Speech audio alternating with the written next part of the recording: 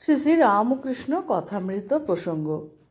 স্বামী ভূতেশানন্দজি একজন ভক্ত যীশুখ্রিস্টকে এসে বললেন যে আমি ভগবানের পথে যেতে চাই, কি করব? যীশুখ্রিস্ট তাকে বললেন, তুমি এই করো ওই করো। সে বললে, আমি তো এইসব করি, আমি আয়ের 1/10 দান করি, আরও যা যা বিধান সবই করি। তখন যীশুখ্রিস্ট বললেন, then leave all and follow me. তাহলে সব পরিত্যাগ করে আমার সঙ্গে চলে এসো। তিনি গোড়াতেই কিন্তু সকলকে ডাকছেন না তার সঙ্গে চলে আসবার জন্য, কারণ সেরকম ডাকলে সকলে চলে আসবেও না। 2-4 জন হয়তো তার ডাকে সাড়া দেবে, বাকি সব নিজেদের পথে চলবে। কাজেই তাদের রোগ ভালো করতে হলে, মৃতকে বাঁচাতে হলে জলের উপর দিয়ে হাঁটতে হবে।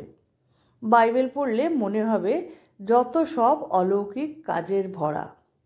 যিশু কি খেয়ে দেয়ে কাজ ছিল না যে বাজিকরের মতো যত সব অলৌকিক কাজ করে বেরিয়েছেন?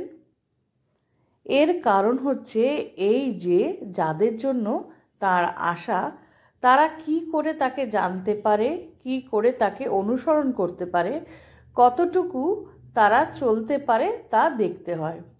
ঠাকুর তাই বলছেন, যেমন যে যেমন তাকে সেরকম উপদেশ দিতে হয়। শাস্ত্র আমাদের তাই করাচ্ছেন।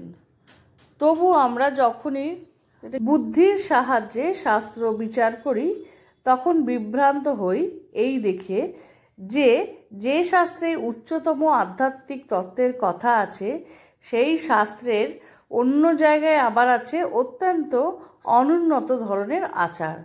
তার কারণ সমাজটাই যে এইরকম। এই সমাজেই কত বিচিত্র রকমের মানুষ আছে।